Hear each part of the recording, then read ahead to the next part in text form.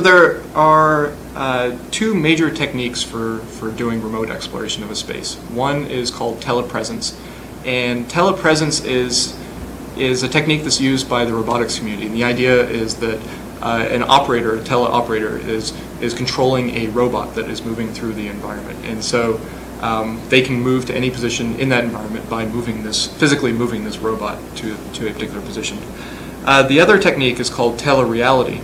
And this is done by the vision community, and their approach is to assume that there's many cameras, and what they're trying to do is they're trying to see if they can construct a novel viewpoint from a position that is not covered by any of the cameras out there.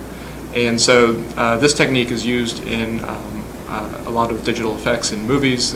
Matrix Revolutions is an example of a movie that uses this technology. Reality Flythrough is a version of those, with the twist that it works in ubiquitous environments. It works anywhere. And the other twist is that we're assuming that the cameras that are going to be providing the view into this remote space are being worn by people. And so the main challenge is that we have not only are we dealing with dynamic environments, because the real world is extremely dynamic, people and objects are constantly moving, but the cameras themselves that we're looking at the scene through, those are also moving and shifting in various strange ways.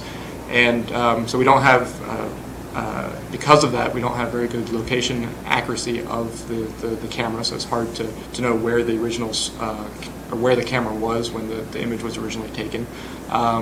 And that's one of the key things for a system that allows you to explore remote space. You need to know where things are in that space, and once you start removing one of the major things like location accuracy, then it becomes much more difficult to make sense of this remote space. The way Reality Flythrough works is it's basically just situating still photographs or live video in a three-dimensional environment. And so what this is showing is that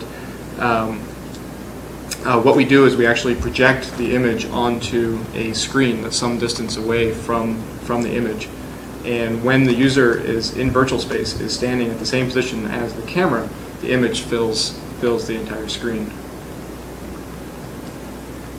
And a transition between two cameras occurs by moving the user's point of view from the point of view of the first camera to the point of view of the second camera, while projecting these two images onto those screens and showing them in perspective.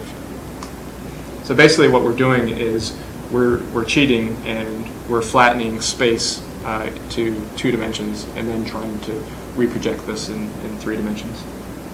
So if you think about a disaster response scenario where first responders are wearing head-mounted cameras and they fan out through a disaster scene and they're broadcasting their live video feeds back to command and control.